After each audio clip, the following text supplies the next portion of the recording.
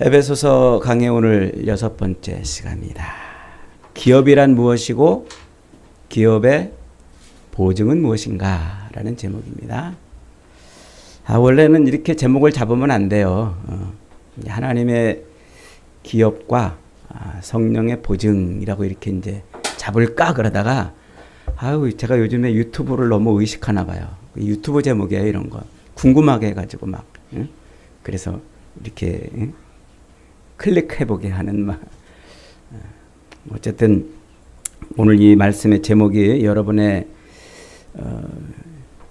신앙생활에 정말 비밀이 풀리는 그런 귀한 시간이 되기를 바랍니다. 이 에베소서는 바울이 3차 전도 여행을 마치고 예루살렘에 갔다가 유대인들이 고소해가지고 그만 재판을 받게 됐다고 그랬죠. 그래서 헤로드 왕에게도 재판받고 이 재판을 받다가 안 되겠어요. 그래서 자기가 나는 로마 시민이다. 난 로마 황제에게 재판받을 권리가 있다. 해서 로마 황제에게 상소를 해요. 그래서 바울이 로마로 압송이 돼가지고 재판을 받기 위해서 감옥에 갇히죠. 2년 동안 감옥에 갇혀 있는데 그때 기록한 거예요. AD 한 63년 4년쯤에 말이죠. 그렇게 이제 감옥에 갇혀서 쓴 편지라고 그래서 이것을 옥중서신이라 이렇게 말하는데 에베소, 빌립보, 골로새 그리고 빌레몬서 요 네 권의 성경이 이때 감옥에서 이제 기록이 되는 겁니다. 사도 바울은 원래 바리새인 중에 바리새인이에요. 유대인 중에 유대인이고 아주 지독한 바리새인이었어요. 어느 정도로 바리새인이었냐면 스데반을 돌로 쳐 죽일 때 그때 스데반의 그 죽음이 하나님의 율법에 의한 죽음이었다라고 증인을 쓰는 그런 일까지 할 정도로 바리새인이었어요. 그래서 스데반이 죽을 때 스데반의 옷을 사울의 발 앞에 이렇게 놓게 되잖아요. 그게 증인을 섰다는 얘기거든요. 그래 바울 자신도 그렇게 고린도 교회를 향해서 그러잖아요. 나는 히브리인 중에 히브리인이요 유대인 중에 유대인이요 베냐민 지파요 바리새인 중에 바리새인이라. 요 말이 무슨 말일까요? 요게 구약의 율법에 정통했다는 말이에요. 구약 성경을 율법이 기록되어 있는 그 구약 성경을 달달달달 외우고 그 율법에 통달했다는 말이에요. 구약을 아주 손바닥 들여다보듯이 환하게 들여다보고 있다. 그런 구약 성경을 아주 환하게 꿰고 있는 그 바울을 하나님께서 콕 집어가지고 그리스도의 복음을 전하는 사람으로 바꾸는 거예요. 그래서 다메섹 도상으로 이제 다메섹으로 가던 그 길 유대인들이 그리스도인들이 많이 활개를 친다는 그런 소리를 듣고 그들을 감옥에 쳐넣기 위해서 다마스커스로 가던 그 길 노상에서 주님이 그에게 나타나서 사울아 사울아 왜 네가 나를 핍박하느냐 하면서 그를 만나주죠.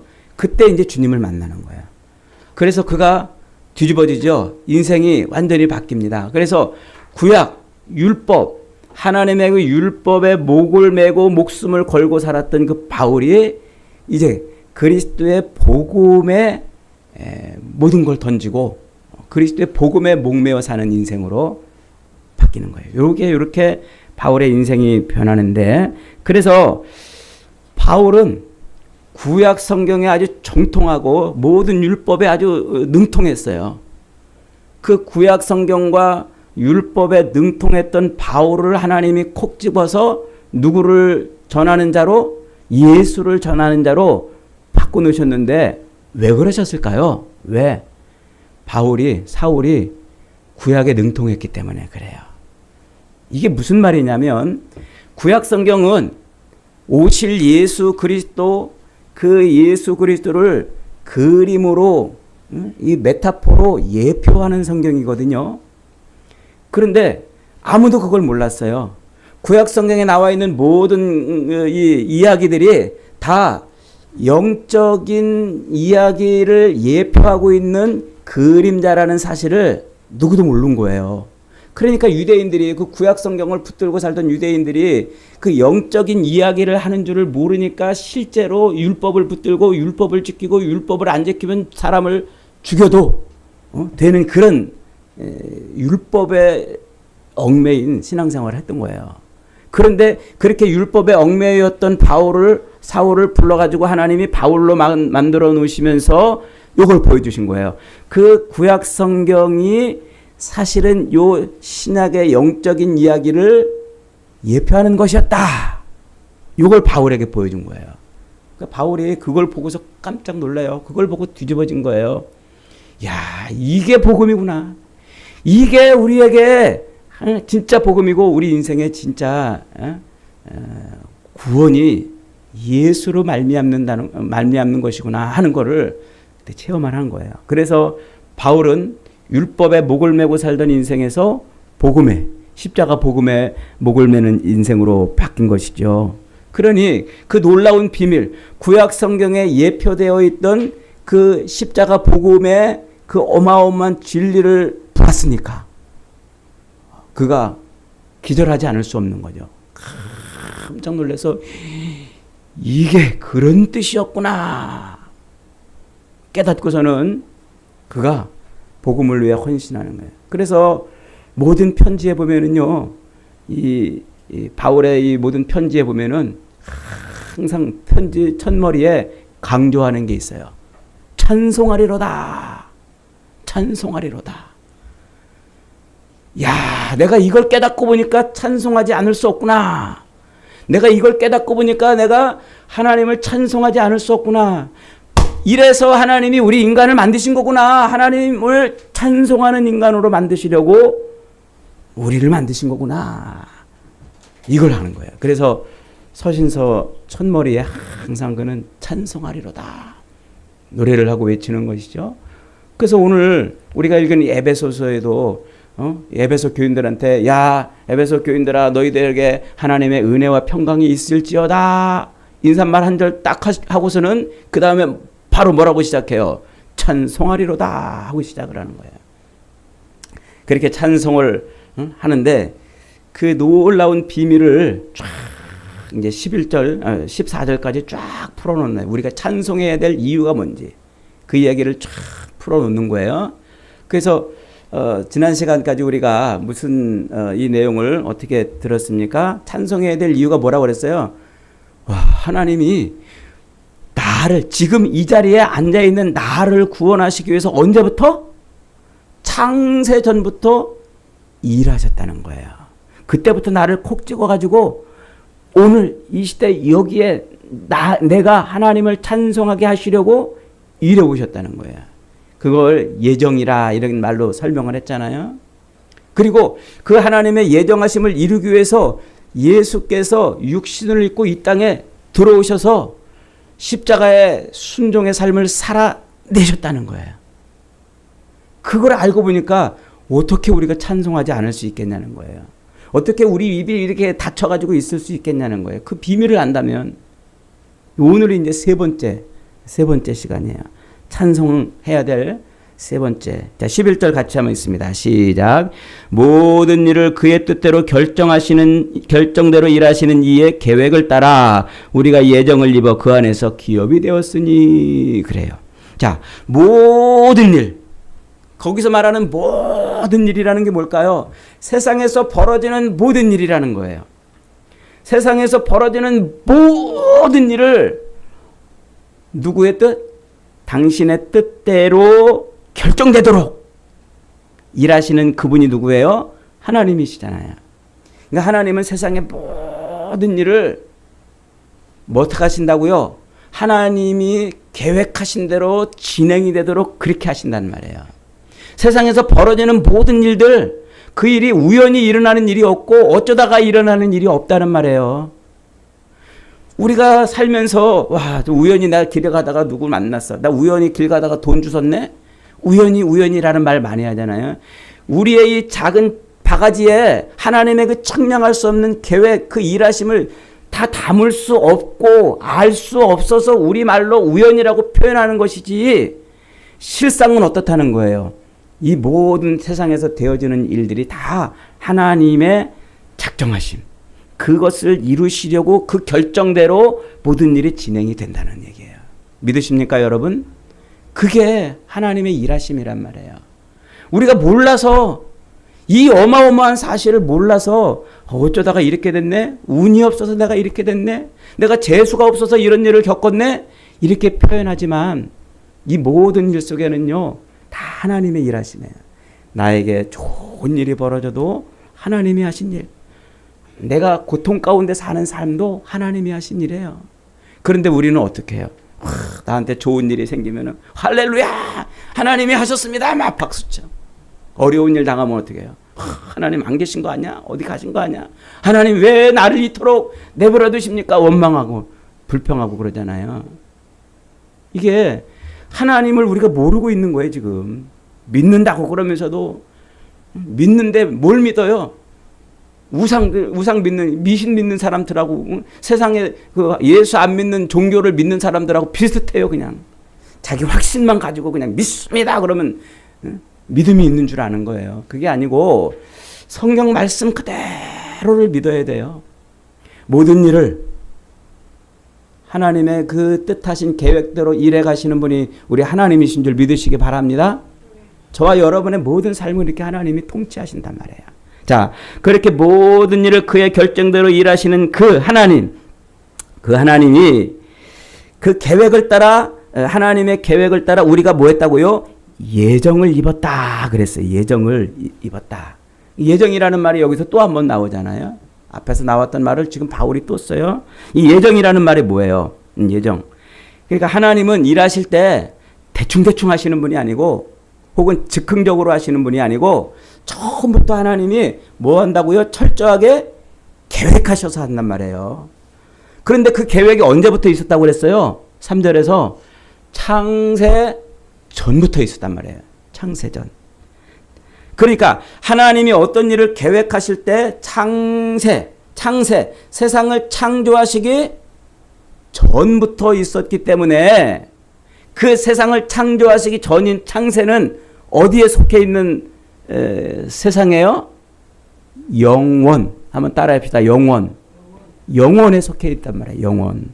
그러니까 창세 전에 하셨다는 말씀은 시간과 공간을 만들어 내기 전, 그 전에 하나님이 계획하셨단 말이에요. 시간과 공간. 그래서 하나님이 이미 시간과 공간으로 펼쳐지는 이 세상을 만들어 내시기 전부터 하나님은 계획하신 거예요. 계획. 그 계획이 시간과 공간 속에서 그대로 실현되도록, 시간이 흘러가면서도 또 역사 속에서 이런 여러 가지 공간 속에서 하나님의 그 계획하심이 실현이 돼가도록 하나님이 뭐 해오셨어요? 계속 일을 해오신 거예요. 그래서 이 시간과 공간 속에서 하나님이 이미 창세 전에 계획하신 모든 것을 이루도록 일해 오셨다. 이 말이에요. 그러니까 저를 잠깐 보세요. 이 말이 굉장히 중요한 말이기 때문에 집중해서 들어야 돼요. 자, 시간과 공간이 만들어지기 전, 창세 전에 하나님이 어떤 일을 계획하셨어요. 그리고 그 일이 그대로 성취되도록 시간과 공간 속에서 하나님이 일해 오셨어요. 그러면 시간과 공간 속에서 일하시기 전에 계획하신 하나님의 계획은 이미 어떤 계획이에요? 이루어진 완성된 계획이에요. 이 개념을 아는 게 너무 중요해요. 이걸 알아야 성경이 다른 여러 가지 그 성경이 굴비엮듯이 이렇게 엮어지는 거예요. 자, 다시 말씀드립니다. 시간과 공간이 펼쳐지기 전, 창세 전에 하나님이 어떤 일을 계획하시고 작정하셨다면 그것은 이미 완성된 일이에요? 완성이 안 된 일이에요? 완성된 일이란 말이에요. 그 완성된 일이 시간 속으로 들어와서 실행이 되도록 하나님의 그 계획한 대로 완성된 대로 실행이 되도록 이 역사 속에서 펼쳐가시는 그 일을 예정이라고 말한단 말이에요. 그걸 예정이라고 그러는 거예요. 그러니까 지금 우리가 사는 이 시간과 공간 속에서는 이 하나님의 계획하심, 영원 속에 있는 그 하나님의 계획하심이 완성됐는지 안 완성됐는지 알 수가 없지만 그러나 이미 모든 일이 완성이 돼 있는 상태란 말이에요. 그래서 사도 바울은 그걸 예정이라는 말로 설명을 하는 거예요. 예정. 하나님의 작정하심이 시간과 공간 속에서 변치 않고 이루어져 가는 것이죠. 그렇게 우리를 구원하시기 위해서 이미 창세전에 계획하신 하나님의 작정하심에 따라 우리가 예정을 입어, 즉 하나님의 계획대로 그대로 실현이 돼서 그 안에서 우리가 뭐가 됐다고요? 기업이 되었으니 그래요. 그 안에서는 누구예요? 그 예수 그리스도. 예수 그리스도를 통해서 그리스도 안에서 우리가 기업이 되었다 이렇게 말하는 거예요. 이 말을 이해하시나요? 그러니까 이미 창세전에 하나님은 우리를 구원하시기로 작정하시고 그리고 시간과 공간 속에서 이 역사 속에서 그것을 실현해 나가요. 그래서 우리를 구원하시는 그 구원을 누구를 통해서 실현하시는 거예요? 예수를 통해서 실현하잖아요. 그래서 예수님이 육신을 입고 이 땅에 오셔가지고 사람들에게 조롱받고 멸시받고 천대받고 끝내 십자가에 매달려 죽으심으로 우리가 작정하신 대로 구원이 된 거예요. 그래서 그리스도 안에서 그 십자가의 구속 사건을 통해서 우리가 뭐가 됐다고요? 기업이 되었다 이렇게 말하는 거예요. 기업이 되었다. 기업이 됐다는 말이 뭘까요? 오늘 설교 제목의 첫 번째 기업이란 무엇인가가 이제 등장을 하는 겁니다. 기업. 우리가 기업이 되었다는 말이 뭐예요? 삼성이나 현대 같은 기업이 됐다는 말일까요? 응? 아니면 뭐 응? 무슨 응? 대기업. 큰 교회는 대기업이고 조그만 교회는 중소기업, 소기업이고 뭐 그런가요? 이 기업이 됐다는 말이 뭘까요? 응? 예, 하긴 요즘에 세상에 사람들이 그래요. 야, 이제 교회도 기업이 됐어. 기업이 됐어 그러잖아요. 그래서 큰 교회는 대기업이라고 그러고 우리 교회 같이 작은 교회는 소기업이라고 그러고 이렇게 이제 말을 해요. 기업이 됐다. 여러분, 기업은요, 기업의 최고 윤리는 돈 버는 거예요. 누가 기업을 세웠잖아요. 그러면 그 삼성의 이병철 회장이 기업을 세웠는데 왜 세웠어요? 돈 벌려고 세운 거예요. 지금도 막 곳곳에서 사람들이 막 기업을 세우잖아요. 왜 세워요? 무슨 자선 사업하려고 세워요? 아니에요. 돈 벌려고 세우는 거예요.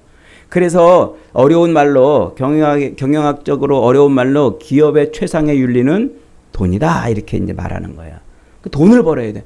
돈 벌지 않으면 기업은 존재할 수가 없어요.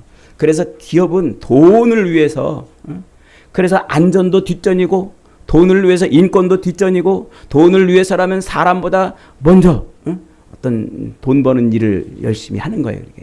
그래서 돈을 위해서 사람도 뒷전, 안전도 뒷전, 인격도 뒷전인 그런 기업을 법으로 이제 이렇게 제어를 하는 거예요. 제어를. 그래서 요즘에 노란봉투법도 나오고 막 그러는 거 아닙니까?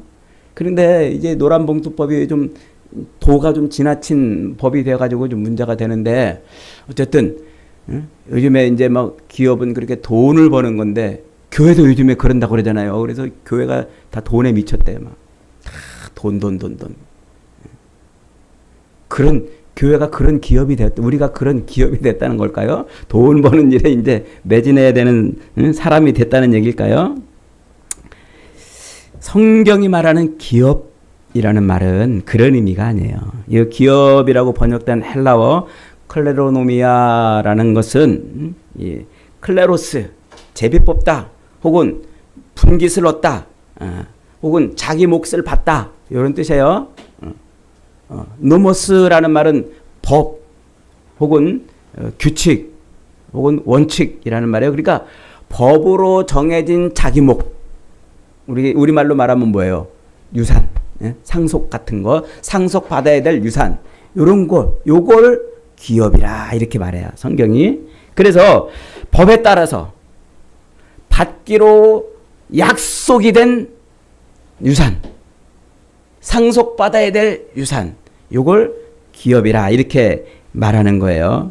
그러니까 단순한 재산이 아니고 하나님께서 우리에게 주시기로 약속한 그 어떤 것, 하나님께서 우리에게 주시기로 약속한 그 어떤 것, 그게 뭐라고요? 그게 기업이라, 이런 말이에요.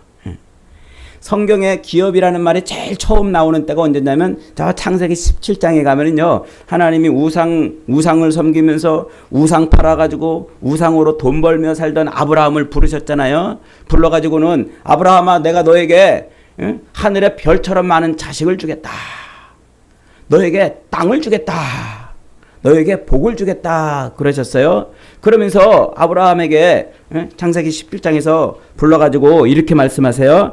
내가 너와 너의 후손에게 네가 거류하는 그 땅 곧 가나안 온 땅을 주어 영원한 기업이 되게 하리라. 나는 그들의 하나님이니라. 이렇게 말씀하세요.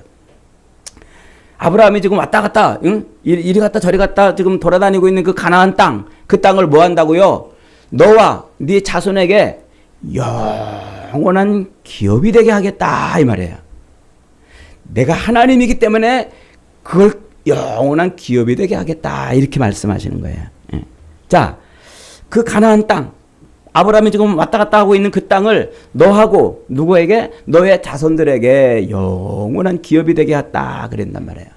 이 영원이라는 말이 딱 나오면 번뜩 어디라 연결하라고 그랬습니까?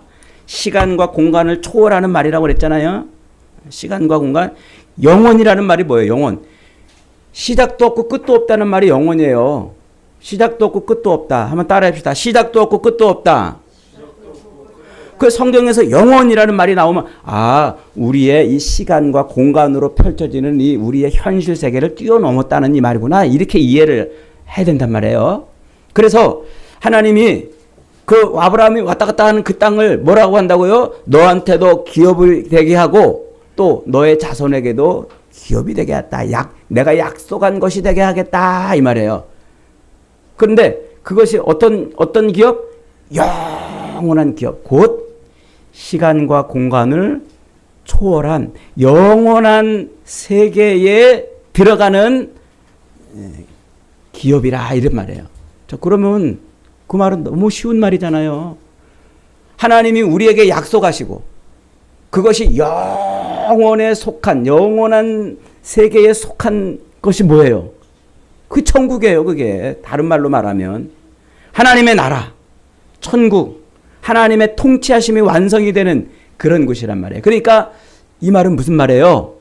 하나님이 저 지금 아브라함이 왔다 갔다 하는 그 땅을 너한테도 그리고 너의 자손들한테도 천국으로 만들어주겠다, 그 말이란 말이에요.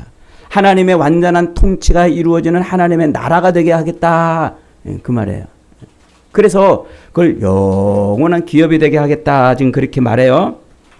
그래서 이제 그래서 아브라함이 이삭을 낳고 이삭이 야곱을 낳고 야곱의 12아들이 나가지고 또 큰 민족이 됐잖아요. 하늘의 별처럼 많은 민족이. 그래서 그들이 이제 가나안 땅에 들어갈 때, 그래서 민수기 신명기에서 계속 너희가 그 기업에 들어갈 때, 너희가 그 기업을 받을 때, 너희가 그 기업의 땅을 소유할 때 계속 그 말을 반복하고 그래요. 그래서 그 가나안 땅이 뭐라는 거예요? 아브라함에게 약속했던 기업이라고 자꾸 가르쳐 주는 거예요. 무슨 기업? 영원한 세계에 속한 기업. 그래서 12지파가 이제 그 땅을 분배받잖아요. 땅을 분배받았는데 이상하게 한 지파만은 땅을 못 받아요. 어떤 지파가 못 받죠? 가나안 땅에 12지파가 땅을 다 분배받는데 어떤 지파가 못 받아요? 레위 지파가 못 받아요. 레위 지파, 제사장 지파. 그 레위 지파한테는 하나님이 뭐라고 말씀하시냐면 다른 지파들은 다 땅을 주시고 너희 아브라함에게 약속한 너희의 기업이다 그러고 레위 지파한테는 땅을 안 주시고요. 그들에게 11조를 받아가지고 그들에게 주면서 뭐라고 말씀하시냐면 민수기 18장 20절에 여호와께서 또 아론에게 이르시되 너는 이스라엘 자손의 땅에 기업이 없겠고 그들 중에 아무 분깃도 없을 것이나 내가 이스라엘 자손 중에 너의 분깃이 되고 너의 기업이니라 이렇게 말해요. 그러니까 제사장들에게는 누가 기업이 돼요? 그 땅이 기업이 아니라 하나님 자신이 기업이란 말이에요.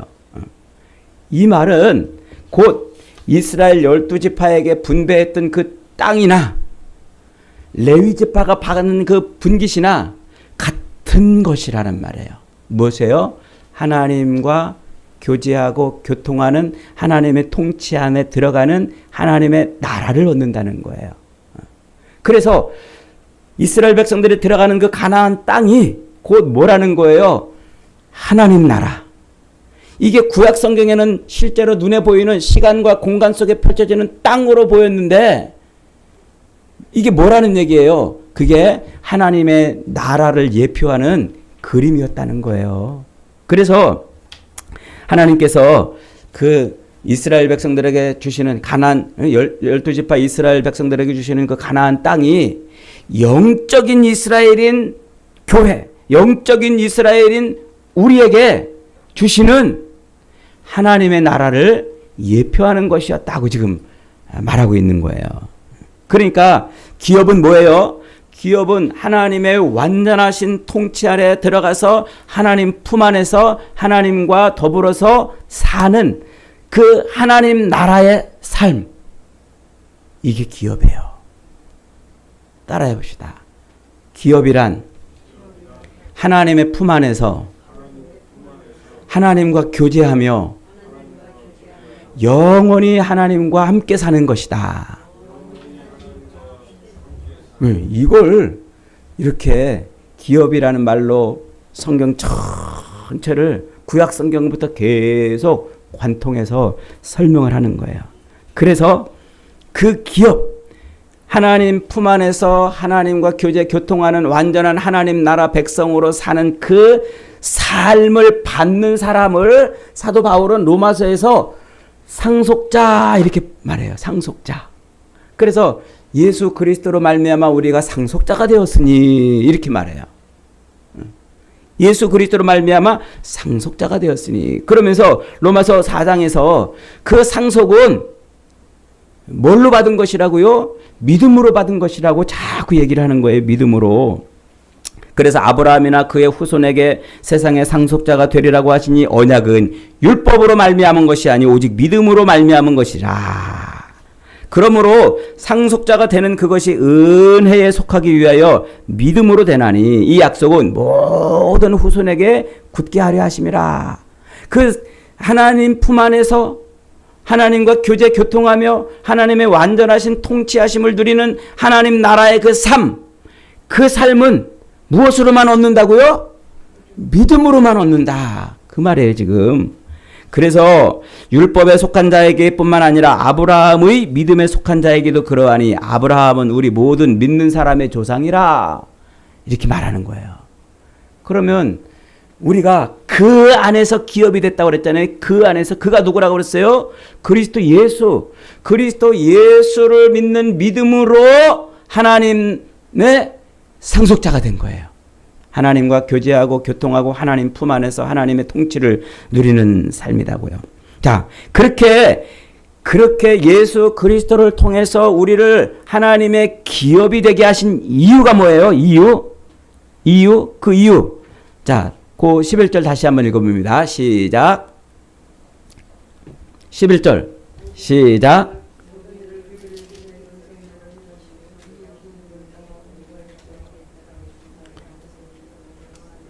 이는 시작. 이는 우리가 그리스도 안에서 전부터 바라던 그의 영광의 찬송이 되게 하려니라.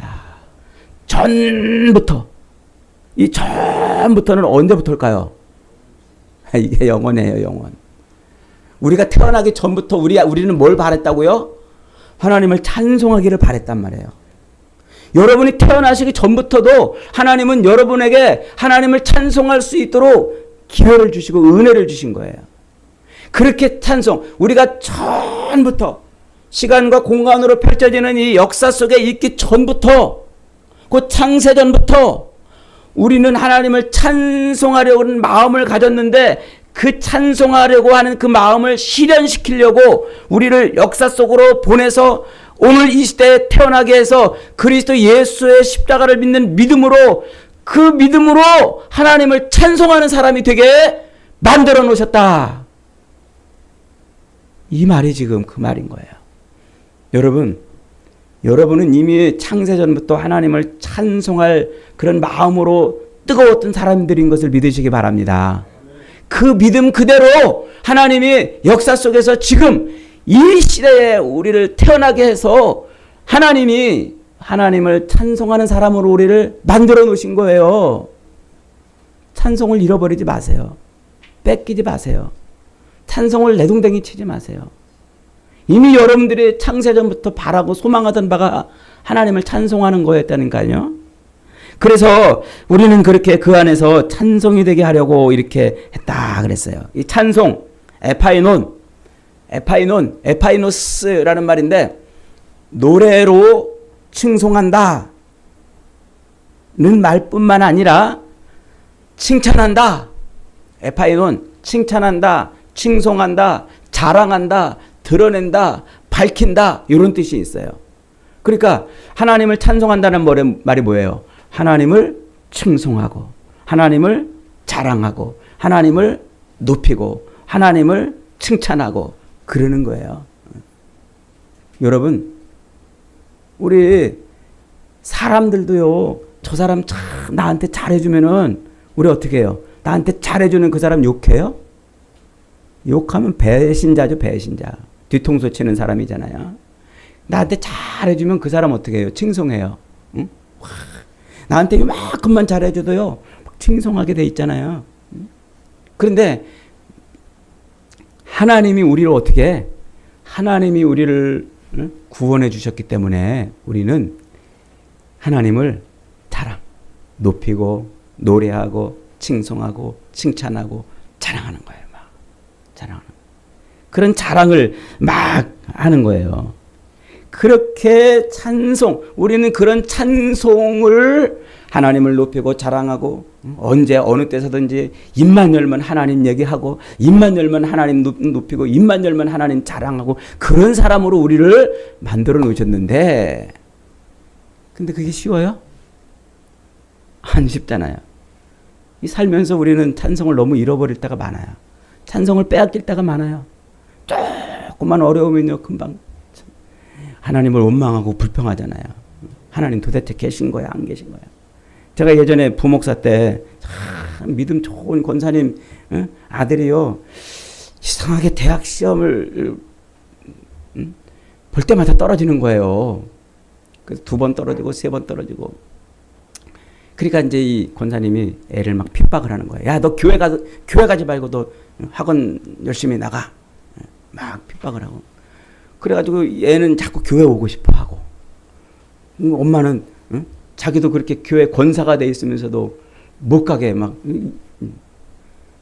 그러더니 어느 날 애가 이제 막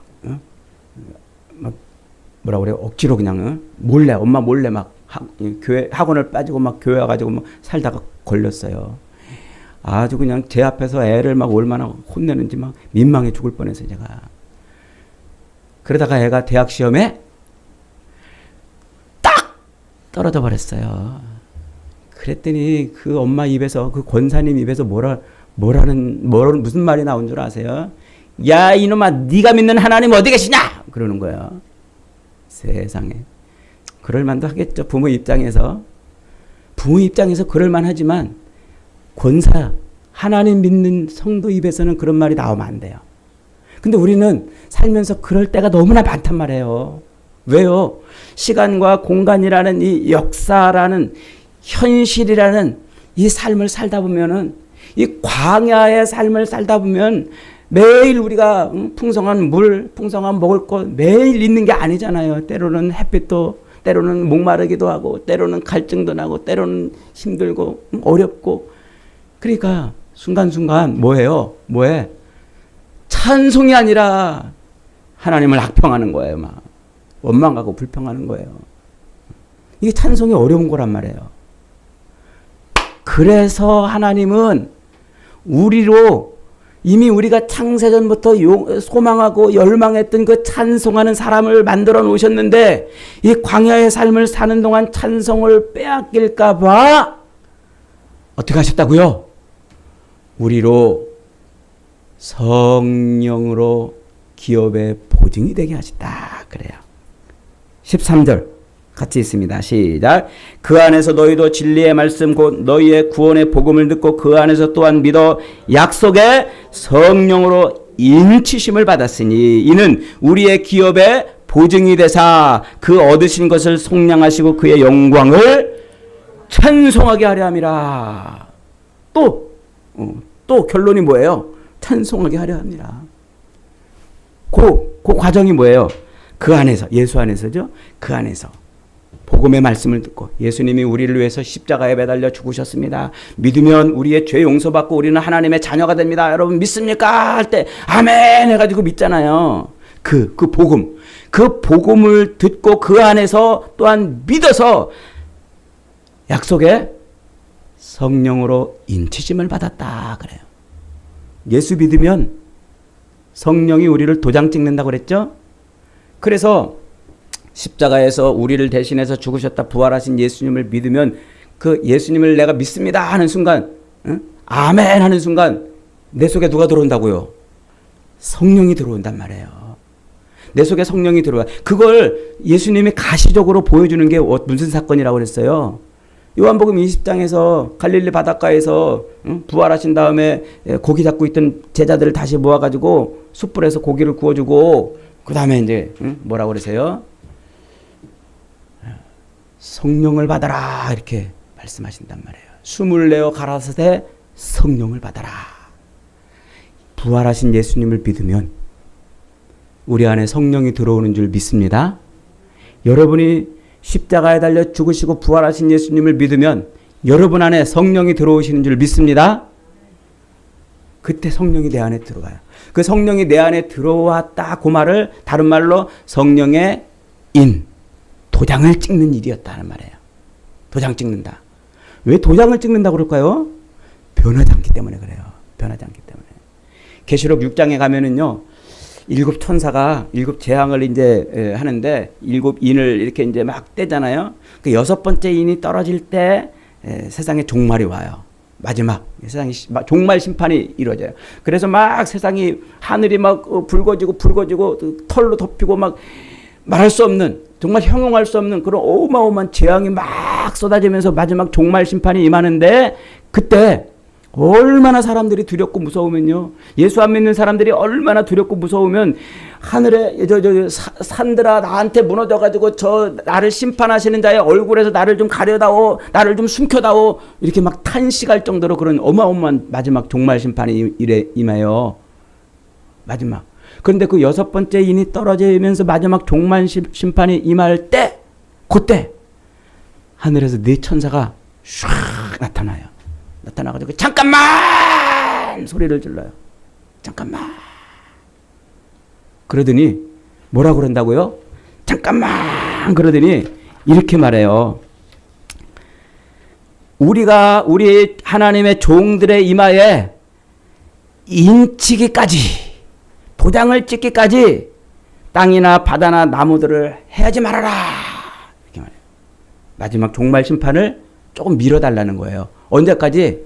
우리가 하나님의 사람들의 이마에 도장 찍기까지.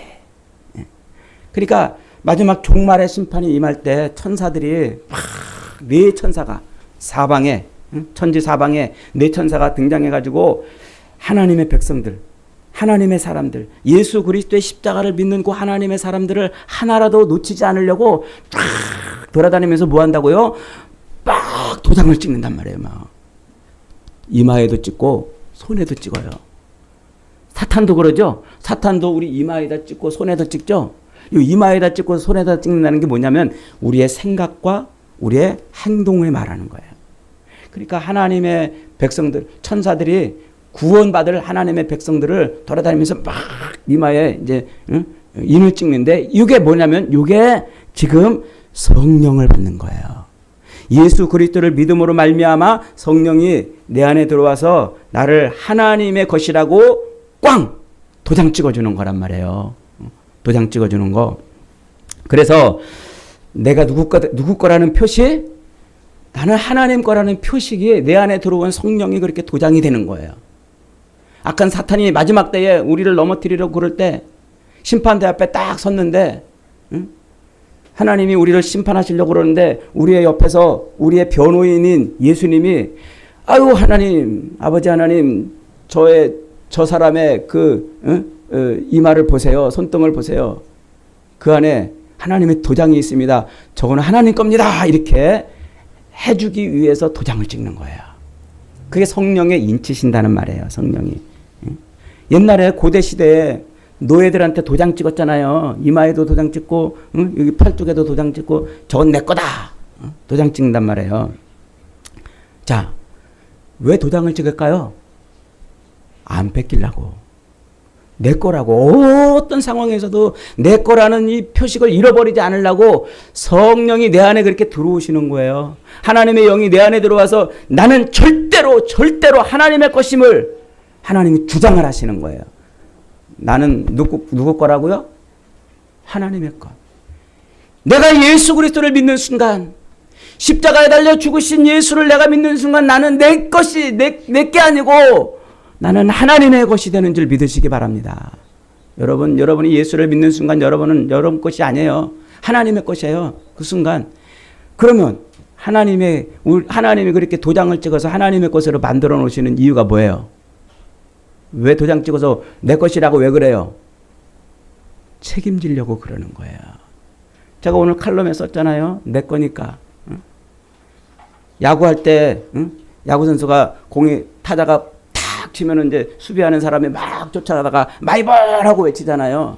왜 마이볼 그래요? 내가 저거 잡아가지고 집에 갖다 놓으려고? 아니면 저거 갖다가 팔아먹으려고? 내가 그 볼을 책임지겠다 이런 말이에요. 그때 마이볼 그러면요 주변에 다른 수비수들이 오지 말아야 돼요. 와가지고 툭 가지고 부닥쳐서 공 놓치면 안 되잖아요. 내가 책임지겠다는 거예요. 성령이 내 안에 들어와서 나를 탁 하나님의 것으로 도장 찍는 이유는 하나님이 나를 책임지시겠다는 보증이란 말이에요. 보증. 그래서 성령이 보증이 된다 이 말은 성령이 보증금이 됐다 이 말이에요. 보증금. 여러분 전세 살아보셨나요? 전세 살고 계신 분도 계시고 혹은 월세를 사시는 분도 계시고. 근데 그렇게 전세 들어갈 때 그 전셋집을 내가 내 것처럼 마음껏 누리며 살기 위해서 뭐를 내요? 전세 보증금을 내죠? 저 집을 살 때 미리 그 집을 얼마 이렇게 보증금을 걸죠? 성령의 보증이 그 말이에요. 성령이 보증금이 됐다 이 말이에요. 무슨 보증금?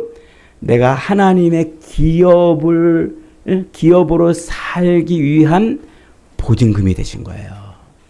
그래서 하나님 나라의 삶을 살도록 성령이 보증금을 다 내놓으셨기 때문에 나는 지금 이 땅에서도 하나님 나라의 삶을 살 수 있다 이 말이 성령이 보증이 되신다 이 말이에요. 그래서 성령이 내 안에 들어와서 아직 내가 저 천국에 들어가지 않았지만 그러나 미리 보증금을 냈기 때문에 미리 이곳에서 하나님과 교제하고 교통하는 하나님 나라의 삶을 살 수 있게 해주셨다. 이 말이 성령의 보증이 되셨다. 이 말입니다. 그러니까 성령이 우리의 기업을 보증해 단다는 것은요. 아직 내가 저 천국에 들어가지 않은 상태지만 지금 이 땅에서의 삶에서 그 천국의 삶을 미리 살 수 있도록 성령이 보증금을 다 내놓으셨다. 그러니까 저와 여러분은 지금 여기서 무슨 삶을 사는 거예요? 미리 저 천국에서 사는 삶을 미리 사는 거예요. 미리. 그런데 여러분, 저 천국 가면 우리 무슨 일 할까요? 응? 새벽부터 밤 늦게까지 돈 벌려고 눈이 빠져라, 간이 상해라 일할까요? 저 천국 가면 무슨 일 할까요? 그동안 못한 공부 좀 해야 되겠다. 세상 지식 쌓으려고 대학 가려고 공부할까요? 저 천국 가면 뭐 할까요? 뭐예요? 천국 가면 하나님을 찬송하는 것밖에 없어요. 그래서 요한계시록 맨 마지막 결론이 뭐예요? 구원받은 성도들이 하나님 들어가서 뭐 한다고요? 하나님을 찬송하는 것밖에 없단 말이에요. 그러면 그 천국의 삶, 그 기업의 삶, 아직 가지 못했지만 그 기업의 삶을 찬송하는 그 삶, 하나님의 품 안에서 하나님과 교제하고 교통하며 매일 눈만 뜨면 하나님을 칭송하고 자랑하고 찬송하는 그 삶을 미리 땡겨서 여기서 지금 살고 있다면 여기서의 삶은 내 삶이 무슨 삶이 되어야 돼요? 찬송하는 삶이 되어야 된단 말이에요. 그 삶을 미리 살잖아요. 지금 우리는 성령이 보증금 다 내주셔서 이제는 여기 살아라 그랬는데 전세 보증금 내놓고 저 집에 들어가서 살아야 되는데 저 집에 들어가면 안 될 것 같아가지고 저 집 들어가려면 또 돈을 다 벌어야 될 것 같아가지고 나가서 돈 벌려고 이리 뛰고 저리 뛰고 그렇게 사는 사람 어디 있어요? 전세 보증금 냈으면 들어가서 살면 돼요. 성령이 우리로 하여금 하나님의 나라를 살 수 있는 보증이 되셨기 때문에 우리는 지금 이 땅에서 하나님 나라를 미리 사는 사람들이 된 줄 믿습니다. 그러므로 우리는 찬송하는 삶을 살아야 돼요. 날마다 시마다 때마다 일마다 하나님을 찬송하는 거예요. 자랑하는 거예요. 칭송하는 거예요. 높이는 거예요. 입만 열면 하나님 입만 열면 하나님을 노래하는 거예요. 여러분 그게 성령의 보증을 누리는 삶이에요. 그게 성령의 한번 따라해 봅시다. 입만 열면 뭐 하라고요? 아우 저 사람 지겹지도 않나. 입만 열면 하나님 얘기, 입만 열면 예수 얘기야. 그런 비난을 들을 정도로 입만 열면 하나님, 입만 열면 하나님을 노래하고 찬송하고 칭송하고 자랑하고 드러내고 증거하고 그러는 거예요. 그게 성령의 기업의 보증의 삶을 사는 거예요. 이미 하나님이 성령으로 말미암아 보증금을 다 내주셨다니까요. 그 하나님 나라의 삶을 사는 보증금을 다 내주셨다니까요. 근데 살면 돼요. 살면. 그래서 우리가 이 땅을 사는 동안 힘들고 어렵고 때로 목마르고 때로 갈증나고 때로 뜨거운 땡볕 아래 걸어야 되는 그 광야의 길을 걷는 동안 원망하고 불평할 때 하나님이 만나를 주시고 메추라기를 주시고 구름 기둥으로 햇빛을 가려주시고 불 기둥으로 추위를 몰아내 주시고 하나님이 반석에서 물을 터서 그렇게 갈증을 해갈시키는 그 광야의 삶을 하신단 말이에요. 하신단 말이야. 여러분 어렵고 힘든 삶을, 이 광야 같은 삶을 살 때 성령이 우리를 붙들어 주시는 줄 믿으시기 바랍니다. 여러분이 진짜 살아계신 하나님, 여러분이 진짜 부활하신 예수 그리스도를 진짜로 믿는다면 여러분 안에 성령이 들어와서 여러분으로 하여금 그 하나님의 나라의 삶을 미리 살 수 있도록 붙들어 주시고 함께 하시는 거예요. 그래서 사도 바울은 그렇게 말하잖아요. 로마서에서 성령이 말할 수 없는 탄식으로 우리를 위해서 기도하시고 모든 것이 합력하여 선을 이루게 하신다고 말씀하잖아요. 여러분 십자가에 달려 죽으신 예수 그리스도를 믿으십니까? 그 순간 여러분 안에 성령이 들어와 있음을 확신하시기 바랍니다. 그러면 세상에서 우리가 사는 동안 때로 우리의 인생이 흔들리고 때로 우리가 실패해서 눈물이 나고 짊어지고 있는 짐을 인해서 정말 견딜 수 없어서 아파하고 답답해하고 괴로워할 때도 우리를 내버려 두지 않으세요. 끝내 그 고통스러운 삶이 하나님의 나라에 미리 사는 삶이 되게 하시려고, 찬송하는 삶이 되게 하시려고 우리를 붙들어 주시고 우리를 이끌어 주시는 거예요. 한번 따라해 봅시다. 성령이 보증하시니, 다시 한번 큰 소리로 성령이 보증하시니 우리는 결코 버림받지 않습니다. 성령이 보증하시니 우리는 결코 낭망하지 않습니다. 성령이 보증하시니 우리는 결코 흔들리지 않습니다. 여러분 전세금 다 냈잖아요. 들어가서 살면 돼요. 하나님 나라의 모든 삶을 살 수 있도록 성령이 보증해 주시잖아요. 찬송을 뺏기지 마세요. 찬송을 잃어버리지 마세요. 찬송을 내버리지 마세요. 날마다 시마다 때마다 일마다 예수 그리스도 안에서 여러분들이 받은 그 성령을 힘입어서 이 땅에서 성령의 기업을 누리는 복된 인생들이 다 되시기를 주님의 이름으로 축복합니다. 네. 아멘.